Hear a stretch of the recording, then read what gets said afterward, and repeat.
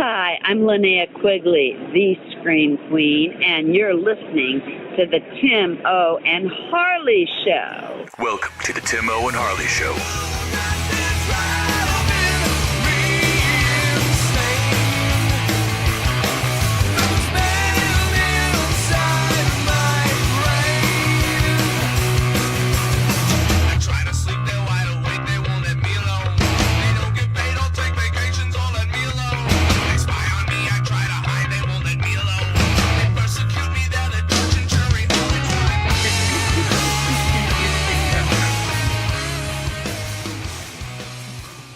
Thank you for listening to the Tim O and Harley Show. I am Tim O. Over there is my partner in Mindcrime, Mr. Ben Harley. Say hello, Harley. What is happening, people? Ben Hot Dog Harley. Hey, that's me. Old Hot Dog Harley. That's right. You got any of those Coney Island high dogs over there in the Toledo areas? You know what? We actually have the old lickety split. Lickety split hot dogs. Yeah. Well, actually, lickety sounds split. like a good Saturday when I was like a teenager, but go ahead. Yeah, exactly. Yeah, it's a Saturday night. Anyways, lickety split's our little hot dog joint, which is right, a block away, and they have some pretty good hot dogs. But here in town, Timo, we have the Pacos dogs, right? Pacos dog. Tony Pacos. Oh, yeah. Yeah, Mash, you know gotcha. Klinger. I know Mash. I know Klinger. Yeah. I know about him. That's right. Yeah. But no, I like hot dogs. I never did like hot dogs very much, but I sure like they're sure funny. Yeah. They're always funny. It's kind of like getting kicked in the balls. It's always funny. Always. A little bit of stuff to run through here, Mr. Ben Harley. First of all, we have not been talking about this enough, and so we're going to start over talking about it now to make up for it. Retro Invasion weekend, last weekend in May, I believe, May 31st to June 2nd, 3rd, something like that. That weekend in Cleveland, just outside Cleveland, we have Retro Invasion weekend, and it's going to be a humdinger. And I don't call many things humdingers. I can tell you that's kind of a nasty hot dog reference too. Could it be a humdinger? Yeah. Could it? Yeah. I think so I never heard that one before. I just thought of it. So there you go. I like to add things into the ether. So as you know, I like to make up names for people and everything else that seem to stick. So, but yes, Retro Invasion weekend, good show. We're going to have that's going to be a great show. Yeah.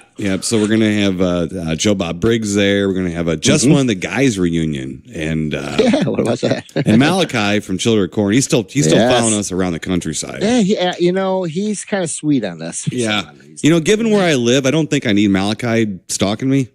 No, he's more of adult of the corn now, right? Is Malachi allowed to stalk? Is that another play on words? I'm just wondering. We got them, and it might have been a good one too. We got Bob Kurtzman and Danny Hicks going to be talking some intruders. So we all know Danny Hicks is our awesome. Third wheel in Mindcrime. We haven't seen him since last summer. So it's been a little while. So it's been too long already. It has been too long. So they just premiered Blood Hunter, which is a new vampire movie that him and his pal Tim Quill from Army of Darkness were in together. So we'll have to get our eyes on that. And if he's embarrassed about it, we just won't talk about it. How about that? So, exactly. No, I don't think so. I think I'm sure it's a fun movie. It is a B movie, but it's about vampires killing each other. That's what they do sometimes. Right. It's not going to win Academy Award. Wasn't designed for it, I'm sure. So let's see here. So we got Retro Invasion weekend. We need everybody to go out to that. Everybody come out to that. Yeah. So we will all be there. Cleveland rocks, brother. That's right. We will all be there rocking and rolling for that one. Yeah. Also, I was telling you about the Fire from Below movie that Corey from Showdown Podcast was telling me about that he worked on. So he listened to it. He got a kick out of me saying that he was harder on the movie than I was and stuff.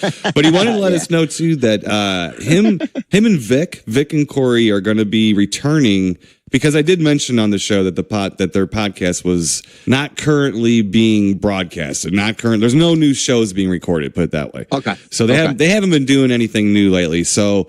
I might have spoken a little early because he did say that him and Vic from Showdown Podcast are going to be returning. Vic. Yeah. So Vic and Corey will be reworking their other show that was called The Miller Times. The Miller Times. The Miller Times. I like that. That's a good one there. Yeah. So just want to let everybody know that. So I don't want people like just ignoring now these Showdown podcast people thinking they've retired. They have not. No, they have not. No. So let's see. Another quick thing, Mr. Ben Harley. Okay, so this kind of goes into stuff I watched this week. Okay. So there's a documentary on Amazon. It's about Parliament and Funkadelic. So it's about George Clinton in Parliament. Yeah, P-Funk. Yeah. From your are they from up in your area? I'm not sure. I just watched the whole damn documentary and I can't remember. I know No, you know what? They're from Jersey. They're from New Jersey, but they went to Detroit because they were trying to get on Motown. So they were all up in their area doing stuff or whatever. Jazz. Yes, but here's the point of the story. So the point of the story is they had a song or an album that was kind of a big deal back then. I'm not an expert on Parliament and George Clinton. No, I know they are. I know the Urge were huge fans of them and highly influenced. So what I know about P-Funk and Parliament, I kind of got off those guys and Sinister Dane. So these were two guys that those bands were more funky and more influenced by them. So I would hear about them and hear their songs and stuff from those guys, being educated by them, basically. So that's all I know, though. But what I do know is that I'm watching this documentary and they do this record called Mothership, I do believe. And there's a song called Mothership. Yeah. And that song was written because George Clinton and a couple of members of Parliament were driving back from Detroit. From Detroit. And a beam of light came down and went through their car. Really? Yep. Now, I didn't hear the whole long story. George Clinton was not involved in this documentary so that the other band members could talk about what a dick he is. Yeah. So he wasn't involved, but it was a story, and that is why that song and record was made. Wow. That's crazy. But see, man, believe it or not, Tim, I know we're in the space-time continuum, but I was just telling that story yesterday to a good friend of mine. I'd never told him before. I've told very little people. And he had asked me about a guy that was in the car with us. You seen him in a while? I said, no. I said, well, I saw him a little while ago, but it'd been a while since I'd seen him. And I said, I really want to ask him about a certain thing that happened to us. And this guy, Brian, he's not like he's pretty open-minded fella, but I don't know if he really even knew what to take of what I was telling him. Right. Because he knows all the guys that were in the car too, and I get really kind of weirded out telling people that. Sure. I just do, man. It's like, so, but yes, I am going to ask the other two guys that were in the car because my one friend who passed away. Sure. That was in there. So, well, you did ask one of them, right? Yeah. You did ask one of them. Yeah. Yeah. Okay. Yep. Well, and for people listening, Harley and I, we were telling personal spooky stories a couple years ago on the show. It was a fun little thing we did. We ran out of them pretty quick because we don't have the spooky stories we have, folks. They're depressing. You don't want to hear them. But spooky story is my life. No, that's not right. I had a good life. So Harley and his buddies were driving out to a friend's house. So it was kind of like an out of town kind of out in the outskirts of town kind of place. Yeah. It was dark road, and they came upon what looked like a PVC pipe, almost like embedded in the road in front of them, glowing. Oh. When they drove through it, it was a beam of light basically, and they drove through it, and it went through the car. So it didn't just the beam of light like circumvented their car; it went through the car, and time like slowed down for all of them. And then they went, and then when the beam of light went back on the back side of the car, it all went back to normal again. Yes, and it was a freaky deaky moment. They don't know what the hell it was, but it was definitely freaky. Well, Harley and I have heard this story from different people now, and we're talking like, that's what the second time. There was another time I told you a story about that. I can't even remember what celebrity or what show that was or anything. Yeah. But interesting though, there's something going around in Ohio, Mr. Ben Harley. There's something going on, man. They like us Ohioans. We know how to party, man. Yeah. P-Funk and all that stuff. I think given the fact of what stuff I listen to, and the fact this was George Clinton, and the fact that this was you and your friends, I'm pretty sure it was just the DEA with the super beam looking for the marijuanas. Yeah. And I think we got the MJ. Yeah, you guys are on the Mary Jane, aren't you? Like, no. Did you notice the joints you guys were smoking disappear? I was just wondering because I think George Clinton did. Right. But anyways, I just want to tell you a story. I want to tell you a story. I thought that was pretty interesting. So that is. Thank you. Yeah. I feel a little more validated. I guess. There you go. Well, if it happened to George Clinton, it had to have been real. That's all I got to tell you. So let me run through a few things here to watch real quick, Mr. Ben Harley. I'm going to end it with some stuff I think that you were watching too. So we're going to do that. So let's see. First up, from 1960, Angio and I have continued our Hammer Dracula Freak Out. Yes. So we went to Brides of Dracula. Now that's the next Dracula after the first Christopher Lee Dracula movie for Hammer. Now, but that doesn't have Christopher Lee in it because Christopher Lee died in the first Hammer Dracula movie, and they hadn't figured out they can just whip him back up like a soap opera. They figured that out soon enough. So right. Yeah. So they basically have a whole different vampire story, but they still have Peter Cushing as Van Helsing. So it's still part of the lineage. Yes. And a little hair flip in there? Yes. Oh, yeah. There's a hair flip. There is definitely a hair flip. So, but this is it's actually one of the better ones. It just doesn't have Christopher Lee in it, so it's a little harder to get your appetite up for watching it. Let's just put it that way. But man, it's really good, and it's very, very well written and everything. So I'm glad we watched it. So luckily, the next one we get back to Christopher Lee getting risen in ways that Jason Voorhees could only imagine. That's right. Yeah. So, but anyway, from 1960, Brides of Dracula. I had a good time watching Brides of Dracula. Was there some low cut tops in that too? You ain't kidding. The Brides. You ain't kidding. Let's see here. From 1972, on Amazon Prime, watched a movie, A Reflection of Fear. This has got Sally Kellerman from MASH, the original MASH. Sandra Locke from the original Clint Eastwood.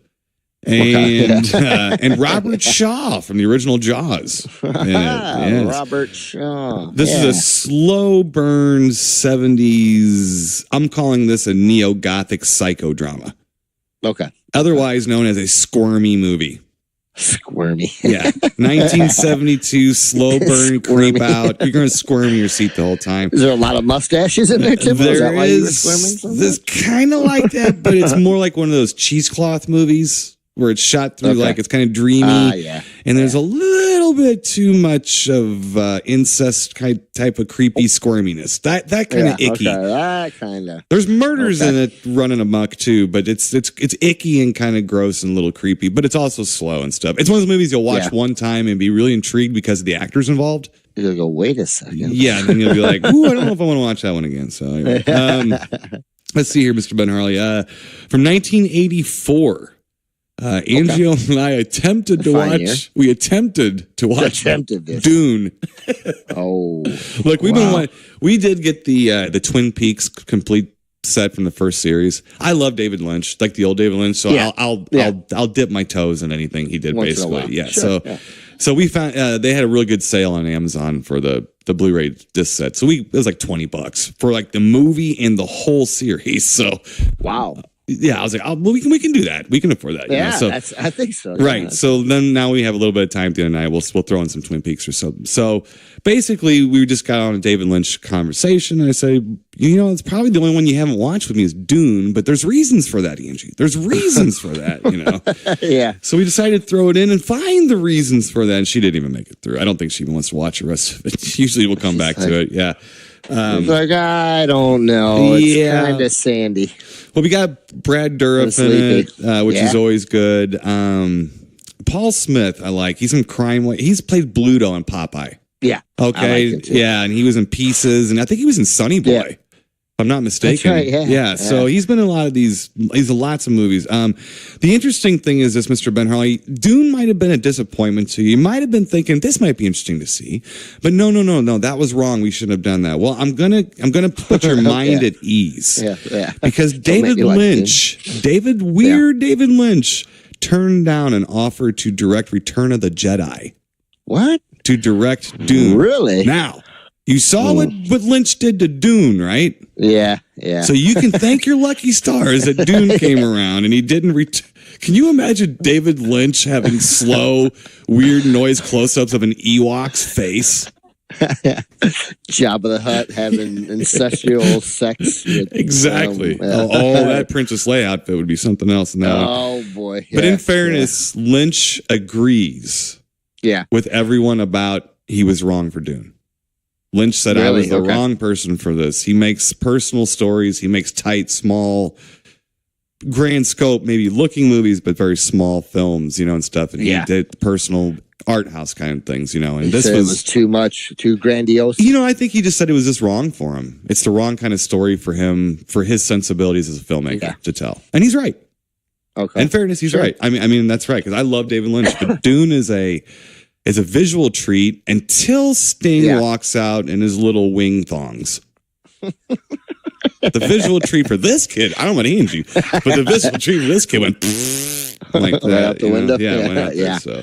Yeah, that's one I don't watch a whole heck of a lot. Or I think it's a hard one to watch the whole thing. It is. It's really long. It's very complicated, and the more they try to explain it, the harder it gets to understand. Yeah. So now the Twin Peaks, I know very little of. I did watch the movies at Fire Walk With Me. Twin Peaks. That pretty much explains what the hell you went through for a year or two watching the series. Well, I didn't see any of the series, and I happened upon that movie while I happened to be upon some hallucinogenics. And you don't need anything, any type of hallucinogenics to watch that. So, wow, I was like, I had no idea. I think I went home and probably took a shower, too. I thought, whoa. Did Kyle MacLachlan's jawline threaten you? Ooh, the little midget guy. And I'm not saying little guy. Yeah. He man. Speaks backwards. Yes. I didn't know if he was or not. Oh, boy. Yeah, that was one of my last experiences with, so. Yeah, usually the last one's Holy the most mackerel. intense. Yeah. Well, it was. yeah. Well, and the thing is, it's what we thought about that. That's David Lynch with Annette. I mean, somebody's definitely holding him back in that show to keep him mildly normal. Because there's some things he does not do in that show he does in the movies. So, but whoa, but that movie's something else. Yeah, I watched it and really didn't watch the series either. So I just don't watch that. Again, everybody knows we'll listen. I don't really watch TV. Never had too much. I like the sitcoms. That was about it. Anyway, so we had good times doing that. Moving on, got a couple more things here. One real quick thing. I would like people to watch this. Sure. Because I think this is a society thing that you can watch. This was made before we were insane about politics and stuff. It is a documentary about TWA flight. So that was before politics? Then? Well, it was, I'm just joking. It was before it got too crazy. I know what you're saying. Yeah. It's called TWA Flight 800. It's about TWA Flight 800 and about the government just completely ignoring people who saw missiles hit the plane. And it's one of those things where this is one of those deals where if you actually watch this is not conspiracy. These people saw something. These people saw rockets fly up, and we were talking military people. Look, when a person says I saw a military ordinance, they know what the fuck they're talking about. Because if that was me, I'd say, I saw a big thing shoot up and go boom. Boom. I would not say military ordinance. I'm not military, so I don't know. Is that the one that hit the Pentagon? No, or is that no? The TWA Flight 800 was flying, I think, around Martha's Vineyard or something. It was going off the East Coast. Yeah, and it was in like 96 or 97. Okay, and it went down. It just went down, and okay. I'm sorry, man. I thought my bad. That was completely off. It was a flight that was in air. And there was people who lived on the coast. They all explained the same thing to the investigators. And what was weird was that the investigators are usually like the TSA, or they're usually people that work for the airline industry, if not the governmental versions of that.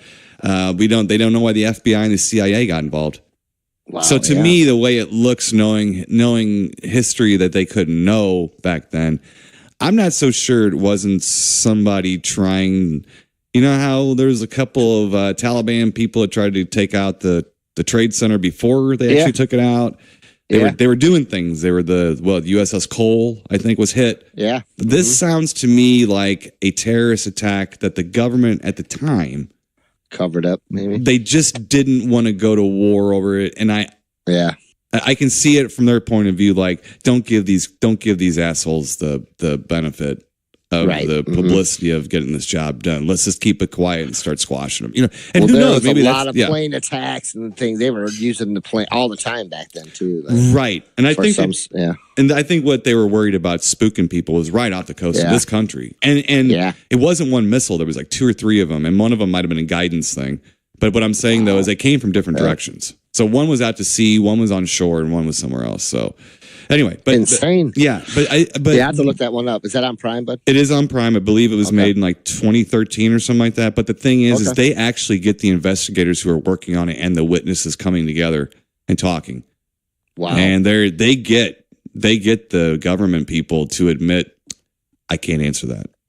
They really get the government people to squirm and to be like, yeah, you know. I mean, it's nuts, man. But you know, I just think it's good for people to watch, you know, and stop getting each other's throat and keep your eye on the ball. Yep. Don't get mad at your friend for voting for somebody else. It doesn't matter. Keep your eye on the ball, which is the big ball, the government in Washington, you know, and stuff like that. So anyway, I just decided to bring it out there. It's very good. It's spooky watching it, but you need to see it. I just would think people need to see it. Yeah, no. Right. You know, I like me documentaries. Right. Well, moving on to more fun stuff, Miss Ben Harley. Couple more things here. First off, from 1985, Joe and I had to have a night where we didn't think at all, so we watched Death Wish 3. Ah, nice. Well, then thoughts did not occur. just actions and Bronson. Yeah, that's pretty much all. Time. Yeah. No. It's a very. Which one I can't, and I know it, but I can't really. It's just the one where he's going to visit his friend in the inner city, and then the inner city guy gets killed. Yeah, and so then he helps them in the projects. Like, and that's the one where he sets up all the traps in the houses and stuff. So he puts this like beds of nails down underneath windows. So there's blood on the floor. He pretty much takes a cue from the Bigfoot hunters. And does those things and does this stuff too. So, had fun watching that. Real quick, from made in 1980, Mr. Ben Harley, and released in 1981. You might have seen this if we had the same cable channels back then. I watched Super Fuzz. Super Fuzz, yeah. Did you used to watch that with Ernest Borgnine and Terrence Hill? You were watching an Italian film, Mr. Ben Harley. I hope you knew that. You know, I often thought that was an odd. When I was a kid, it seemed like an odder film to me. Didn't it? I mean, it might have just been me, but now. Let me tell you something. Let me tell you something. It's on Prime, and to say it doesn't hold up is an insult to cave paintings. Okay, you should check it out because it's worth checking out just to see how much it does not. And the Italian spaghetti sauce is oozy through. Yeah. So let's see. Moving on real quick, and this is going to tie into what we've been watching here. We did watch some Mystery Science Theater. Not Riff Tracks, Mystery Science Theater. Mystery Science, So the first one we watched was Boggy Creek 2. With Old Man Crenshaw. Old Man Crenshaw. I'm pretty that might be my favorite character of all time. What about the final sacrifice? Isn't the weird hermit guy in the woods? Isn't his name Old Man Crenshaw too? It might be. Yeah. I could have swore his name was Crenshaw. Also, I was like, "What? There's a lot talks like this, Mr. Man Harley." You know, we're Rousdower and his little minstrel friend going. Yeah, I was freaking out. Like, wait a minute, that's Crenshaw. I thought the other guy was Crenshaw. I could be wrong. I could be wrong.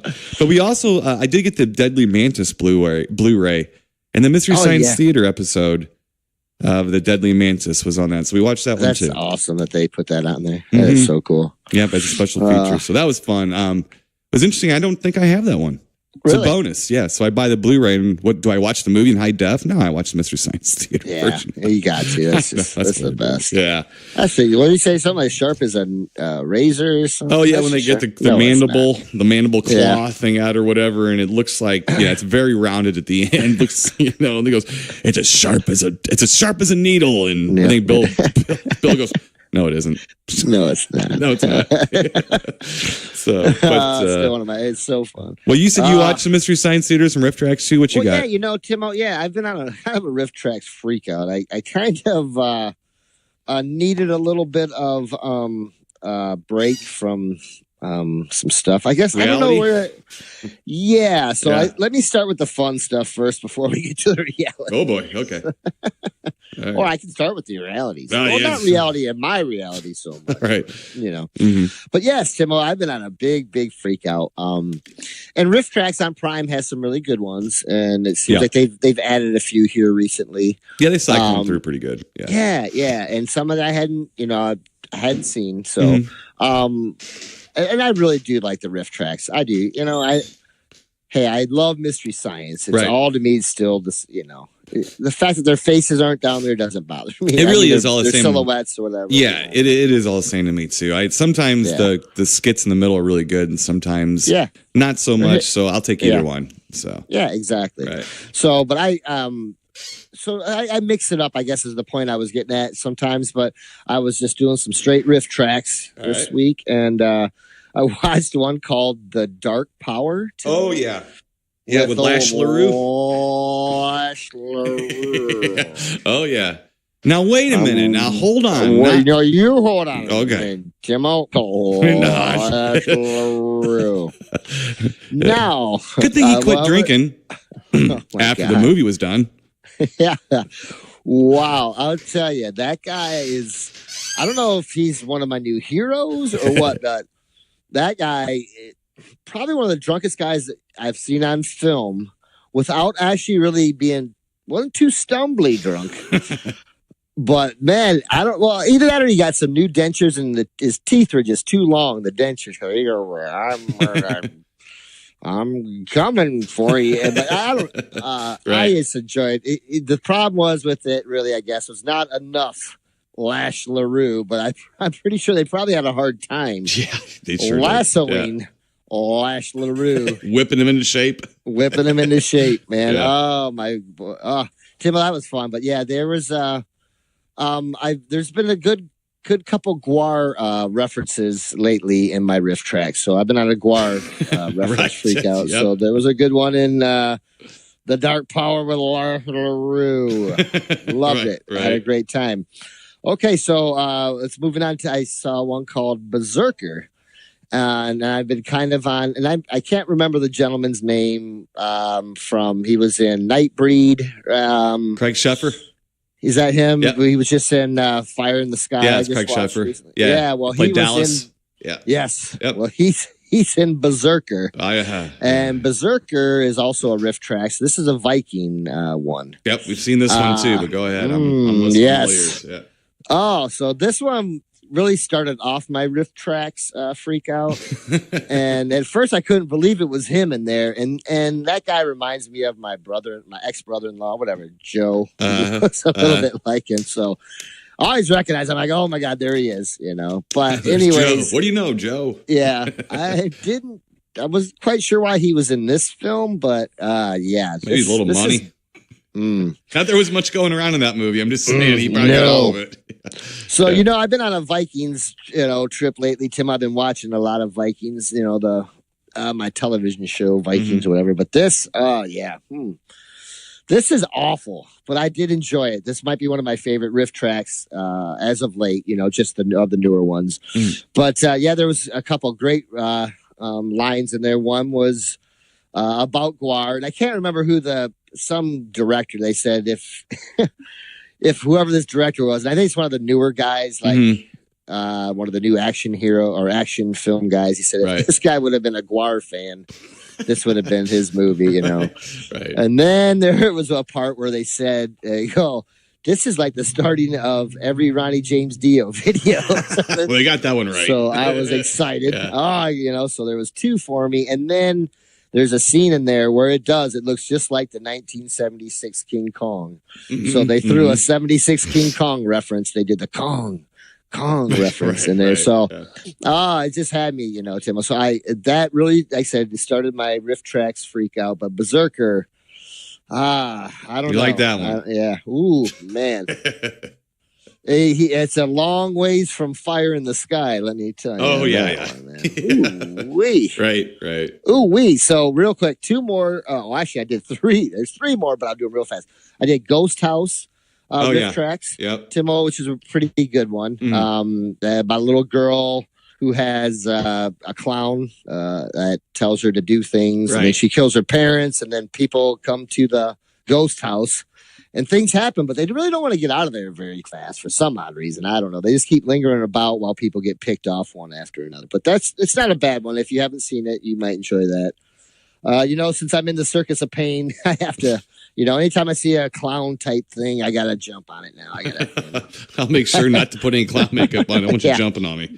Right, exactly. Right. Don't do that. Okay. Now, this other one, Timo, have you seen Firehead? The Riff is that Firehead? the one with what's his name's son? Jack Lemon's son. Chris Lemon. Yeah, Chris Lemon. Yeah. Whoo-wee. Yeah. Now, his head never actually catches on fire, does it? No. Okay. Probably, we've seen some movies with some bad titles before, but yeah, Firehead. Yeah, they go the whole movie. That's Pumpkinhead, huh? Oh, it's just awful, man. I think he does shoot lasers out of his eyes. That's good. Sure. And it's not Chris Lemon either. It's another guy. Right. But Chris Lemon's just in it trying to live up to his dad's acting abilities. Which is he's got he's got some similarities to him, but he's just not Jack Lemmon, man. He kind of looks like you can tell it's his son, and that's about it. Man. Yeah, he tries, but it just doesn't go. You kind of feel bad for him, though. Yeah. There's no way he was ever going to go anywhere, but for his name, that was it. Right. He was in the Jim Mitchum. The Christopher Mitchum, Yeah. So I got you. Oh, just bad, but a fun riff tracks nonetheless. Last one I did Deadly Prey. Oh boy! Woo! That's David A. Pryor. You wanted that dude to put some clothes on, I bet, dude. Oh, the whole time. That's what they were saying. You've murdered like 15 guys with various like guns and boots and clothes. Maybe you could put something on, no, the whole time he runs around in some Daisy Dukes with bare feet and some kick-ass mullet, man. So why would you allow the threat of such a sunburn while you were causing carnage? I'm just saying. They picked the wrong guy to basically what was the deadliest game type thing. Yeah, they picked some guy but they picked the wrong guy. They picked Danton.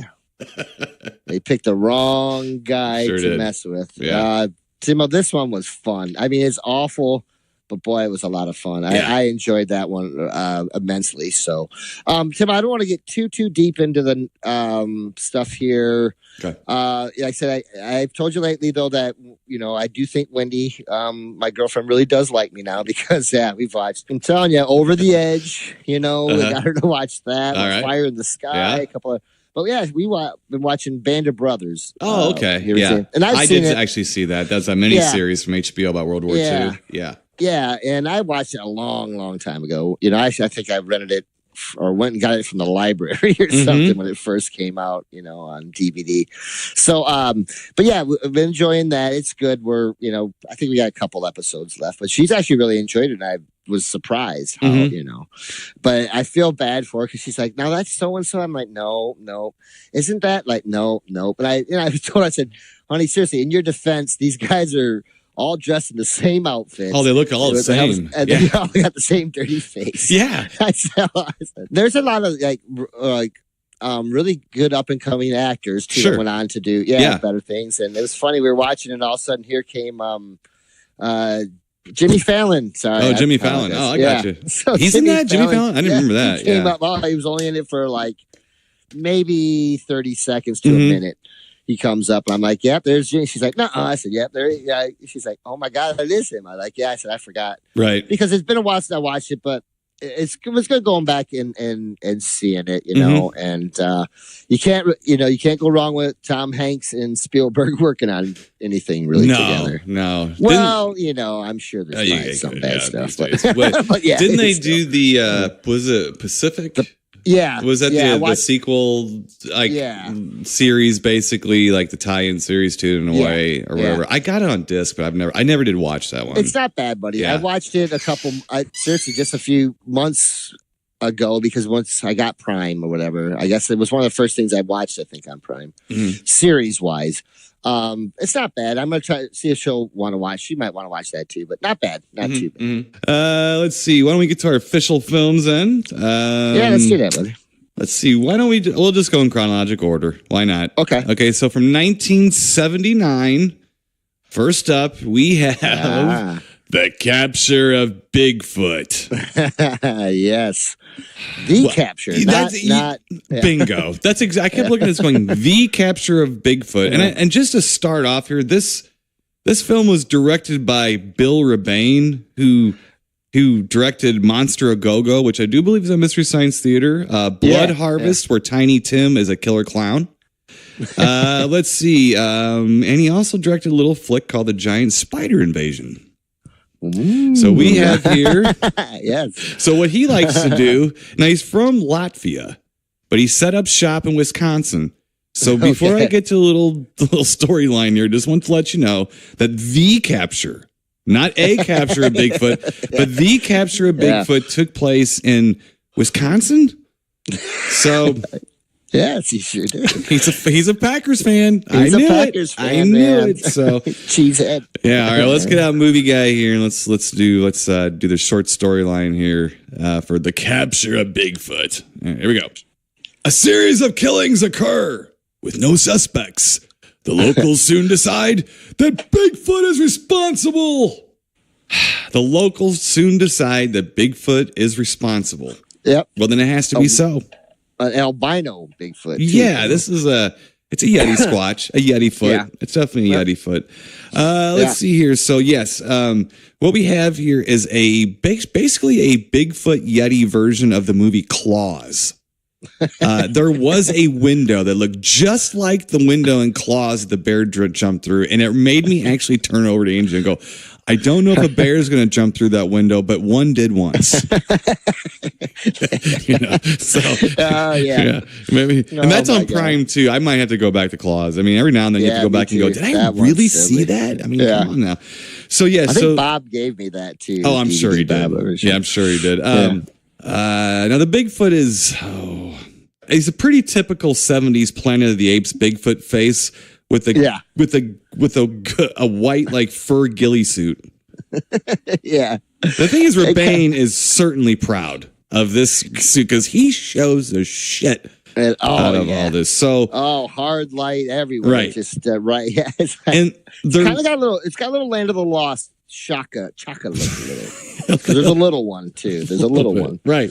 All right. There's no plot to this. I mean, that's what. Well, okay. Wait a second. So there's just basically trappers. Okay, George Buck Flower is one of the old. He's Jake the Trapper. I like him. They tricked him. I was trying the whole time I'm watching this. I'm like, they tricked that guy. I bet they said, but we're going up. We're gonna go to a cabin. We're just gonna go up and have fun. We're gonna shoot guns and drink and just have a good time. And then they got him up there like. And they had fun, they drank, they shot guns, and they tried to shoot a movie. And he's like, bullshit. You ain't going to get me out here to do this again. I can tell you that right now.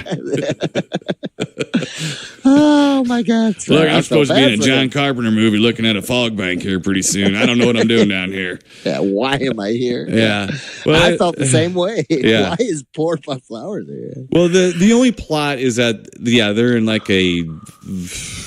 rural is not even the word for it, but it's definitely Wisconsin. It's not like really mountains or anything. Yeah. And so there's trappers out there, and they start coming across a Bigfoot, a white-haired Yeti Bigfoot, Yetifoot, and there's a little one, and then there's a big one, and one of the hunters shoots the big one straight through the heart, and it wounds it. Yeah. Straight through the heart and wounds it. Yeah. Whew. So, I mean, bullseye. Mild setback. Yeah, bullseye right through that little ticker thing there. So, and that is basically the whole plot of the movie. And then what we get is it's, I don't know, like a snow beast without a resort kind of thing going on. Let me say there's nothing. Was there a bar? Oh, yeah, there was a log tavern. Yeah, and then what else there was though? Like the big dance party that happened in the log tavern. It wasn't a bar. It was a log tavern. I want to tell you right now. There's this big dance party, okay, in this, and it actually made me empathize with black people's frustrations. watching these white people in there, like doing the duck dance and stuff. And I'm like, whoa, man! I just became racist against white people for a little bit. I'm just telling you right now. I was like, ooh, okay, I get it. I give. Enough mercy. Yes. So, but there is the log tavern. Yes, that they have in there, but there is no resort. There's basically a sheriff's office, a log tavern, and somebody's house, and then they go out. Is that one guy the mayor? Is he the mayor? The one. The guy that does the capture. I don't know who that guy is. I mean, he's over the evil guy. Yeah, the evil guy. Oh, he's got a good sense of humor. He's got a good sense of humor. I love it, man. He just, man, whoo-wee. There's something going on in this film. Right. Like with like over the top acting with him, which is beautiful. It's so beautiful. It's like I'm trying to think who to even like compare him to, like a Snidely Whiplash, type thing. But it's just beautiful stuff. Right. It is. It's awful. Yeah, it's community theater style shit. I mean, like he's like devising this nefarious plan, hangs up the phone and goes, nah. And he does it a couple other times too. Yeah, and when he captures the Bigfoot, and he's like, because it's all mine, that type thing. Yeah. And I'm thinking of those other two guys, you better look out. You're not getting paid. Right. You're not getting paid from this guy. The only payment you're getting is a shot in the back. You better get out of there. Right. And this is really the story. The way he even treats them two is like 1920s type, where you would treat like some old hillbilly and his his two henchmen. His two henchmen. That's how he would treat them, though. That's how he was like some old, I'm like, I felt uncomfortable. I was like, he was jerk. When was this made again? Yeah. It's like, this isn't that old. Life in beautiful Gleason, Wisconsin. So, what's funny too is Lloyd Kaufman. This is a Trauma. Trauma got a hold of this thing and released it. And Lloyd Kaufman claims what does Lloyd Kaufman think of the rest of the country? Well, he says this is one of the worst 5 films in the Trauma library. That's saying something. I don't agree with him. I don't agree with that. I disagree with that. Yeah. Mm-hmm. You could throw part 2. Or Toxic Avenger 2 in there for all I know. Oh my god! Well, it's the worst funny, sequel ever made to a film. Well, what's funny too is if you actually try to sit down and watch this, it's a better movie than the other movies that Bill Rebane did. This is probably now. It is a capture of Bigfoot. Now, this is certainly a B horror movie, a C horror movie, and there's nothing for a serious Bigfoot enthusiast to chew on in this movie at all. This is the kind of thing you're not going to like. The only even slight nod to evidence is every now they see a print in the snow, and that's just to let you know that person's going to die soon. They're going to die soon, And it's just a bunch of trappers up in Wisconsin, basically, and they want to make money, and it's either they want to make money personally or they want to make money for the town. The town, they want to have some kind of tourist attraction, for the town. So they're trying to catch. Well, that guy, what he say? He came in the old Snidely Whiplash, and he came into the tavern, and he was like, "I caught it," and he won't tell anybody. He says, "It's going to cost you." Cost you $1 each or something. Once I tell you. And then he went, I'll give you a Schlitz. Yeah, exactly right. I mean, he was somewhere between that and a Falstaff. You know it. Now, the other thing, too, that really jumped out, and I had to duck, basically, from my TV, is that the trappers, they all seem to share the same team of sled dogs that are some kind of white shepherds of some sort. And the first time they stopped, one of them bit the other one off camera or did something. You hear and poor George Flower looks down and goes, "Oh, easy, baby, easy." And then they walk off to do the scene. Now, this was like a second unit shot. This was just he didn't know he was being filmed. Pull up and walk off. The thing is, I looked over at Angie, I was like, that's how expensive film is. They left that because the one dog actually it had to hurt the other one, and poor Buck Flower went, "Oh baby, oh," and then got himself right back into character and like walked off. The second time that they stopped with sled dogs, though, that's whenever I was ducking because I'm going to call they tied that, those guys in the tree. Or whatever? Well, it was around that scene, but I'm going to call that moment the great dog ass eating scene. For those of you people into that sort of thing. Because I stopped and then they were doing something. One dog started cleaning the other dog, let's say. And I'm like, oh, stop. And it kept getting more intense. And I'm like, whoa, it finally stopped. And then two more of them decided to do the same thing. I'm just like, is that why you follow each other? Yeah.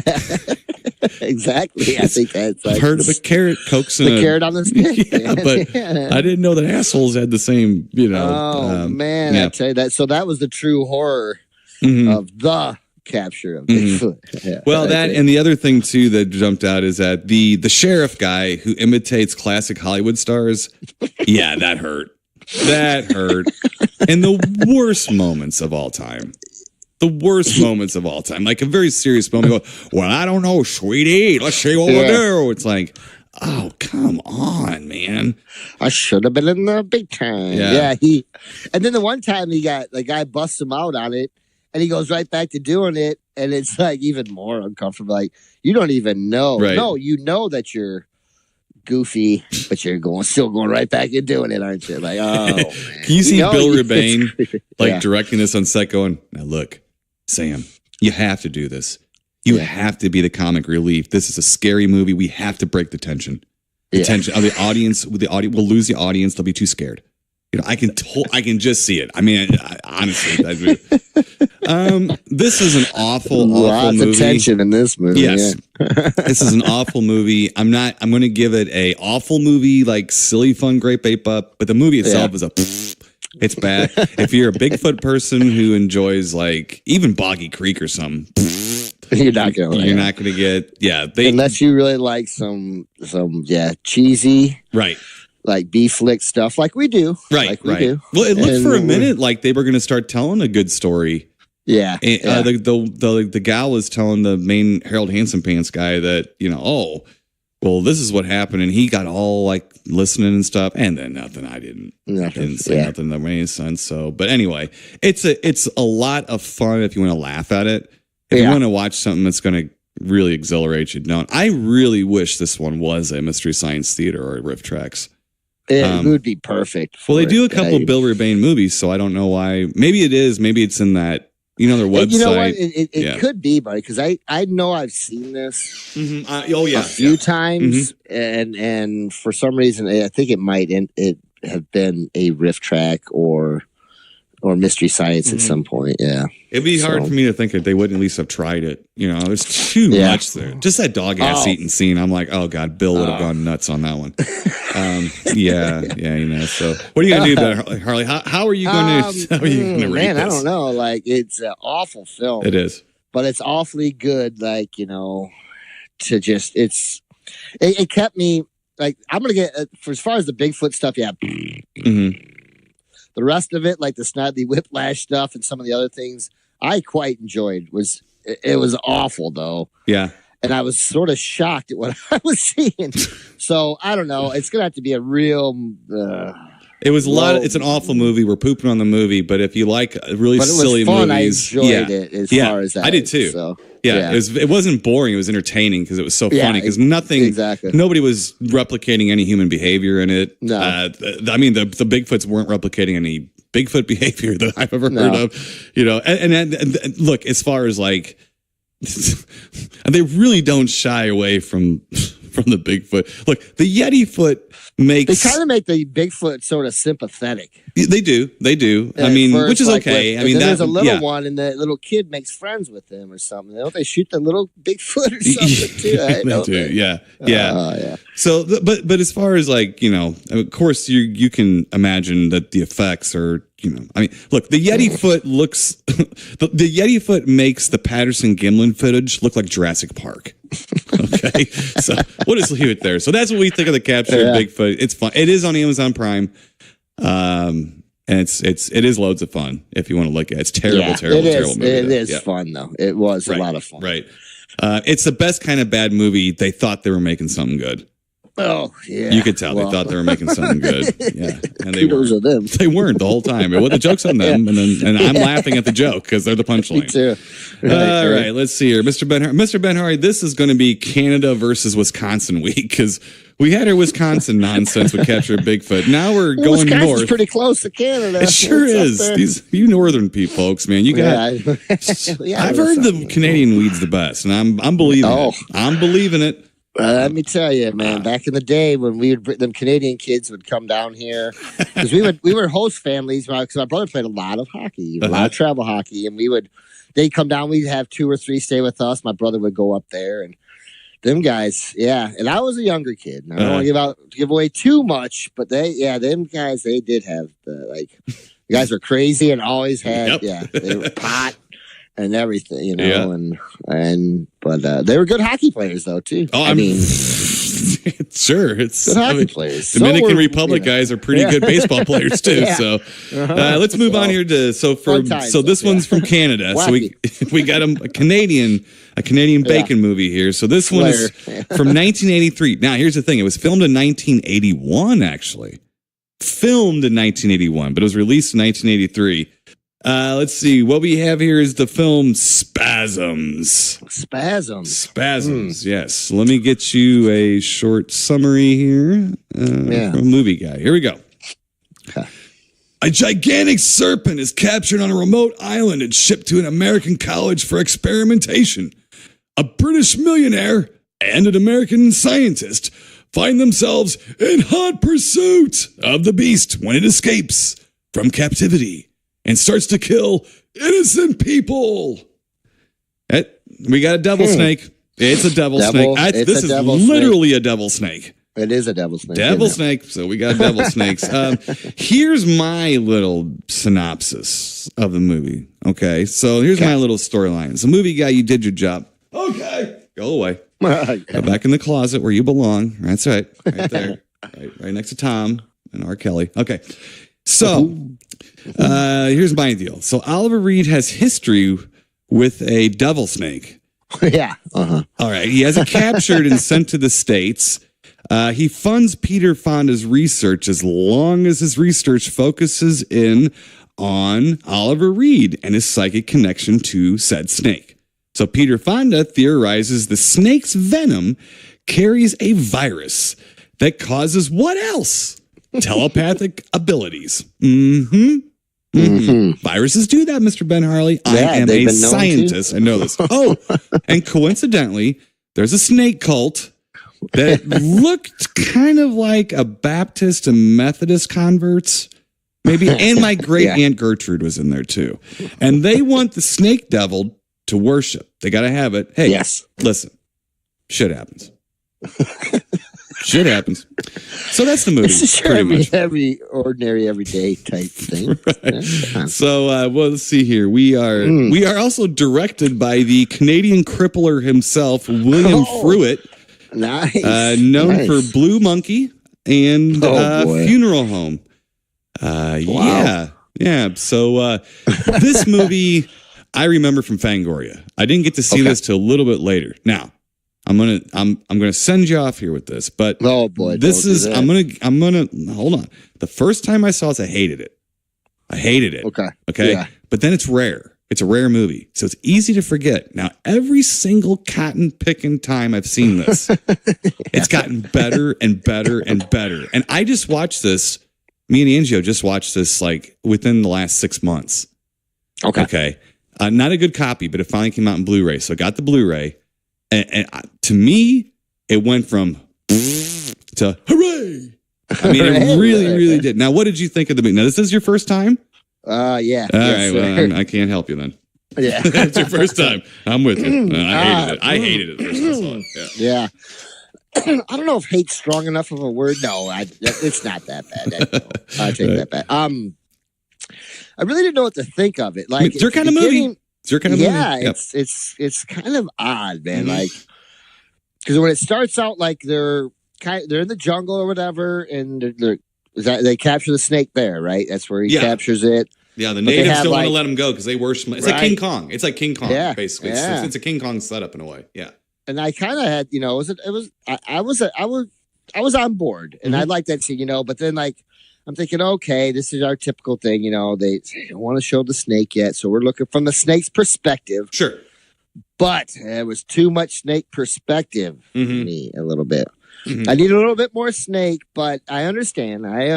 So I'm trying to groove with the movie a little bit, but this one was a little bit hard for me. I don't know, now, Timo, you have to know what you're getting into almost. Yeah. You can't. Now, the snake venom, too, that gives kinetic powers was what Fonda was working on, right? Now, because when the snake bit you, you kind of got all bubbly, though, right? Like, you got all...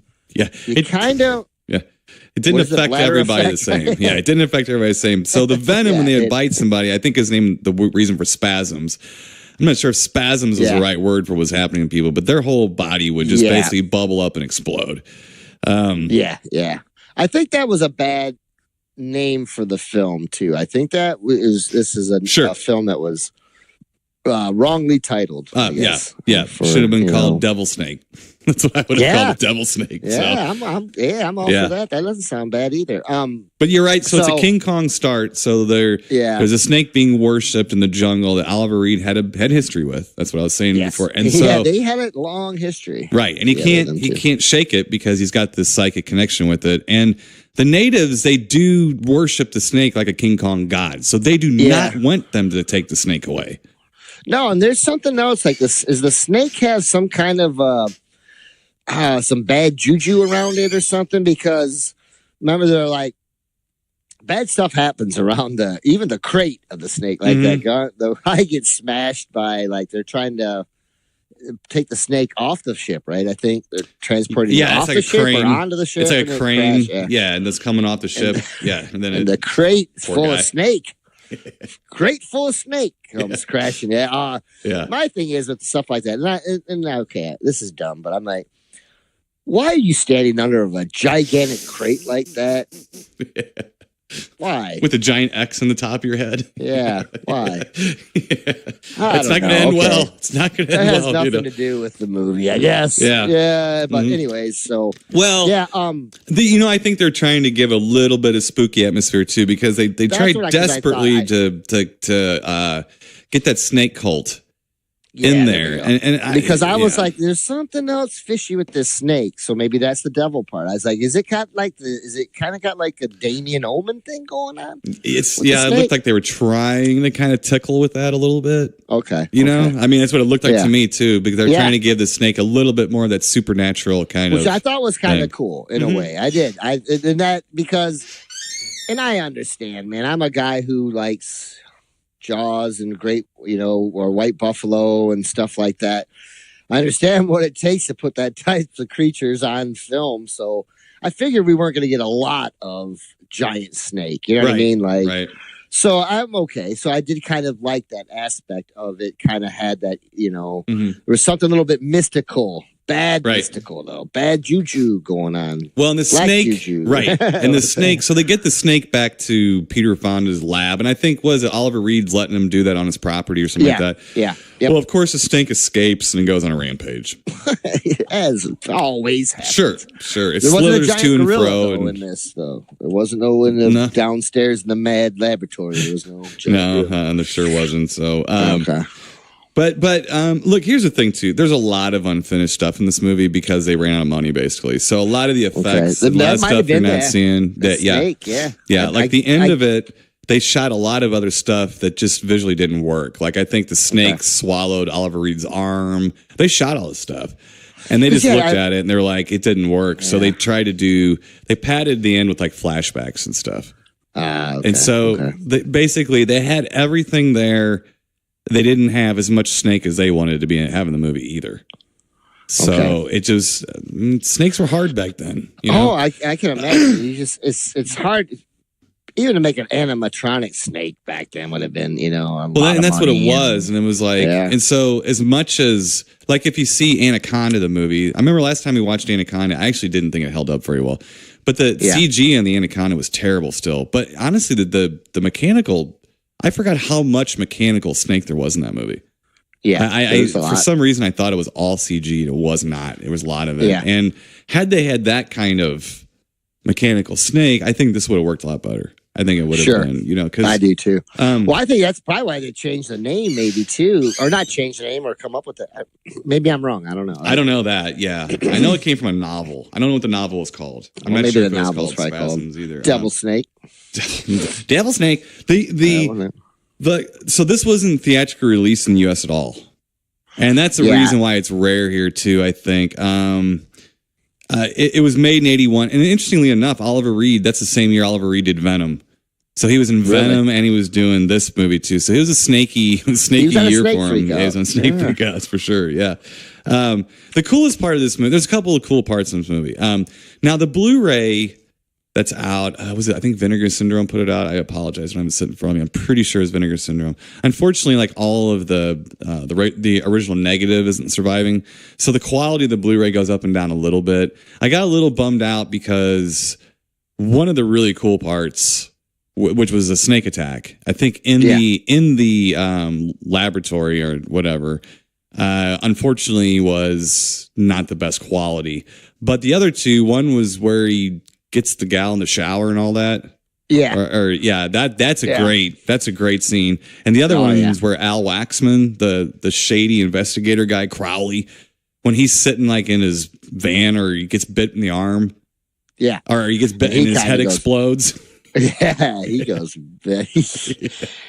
kind of, what was that, Veruca Salt or whatever. Well, he went scanners, man. he went all over the place. But that shot exploded. Yeah. That shot of Al Waxman was a big deal in Fangoria because they were just working on bladder effects and things, because remember it was shot in 1981. Yeah. So, and The Howling had just come out, and those are bladder effects. So the bladder effects thing they were neat to people still. Sure. And that was a exaggerated bladder effect scenes in those, so, but it was cool. I mean, to actually go back and to be able to see it was cool. I was so disappointed for the same reasons you were. I wanted it to be more of a snake monster movie. I didn't like the devil worshiper people. That was like trying to throw a fake Anton LaFay character in there or something. I don't know. I just didn't really dig it. And then I'm telling you, though, maybe just as I get older and as time goes on, I appreciate it more, but I really do think it gets better and better. And I thought, the first time I saw it, I thought Peter Fonda was literally sleepwalking through it. I mean, literally. I thought there was something wrong with him. And now, as the years have gone on, and maybe I've seen more and more Peter Fonda performances, looks fine to me. It's Peter Fonda.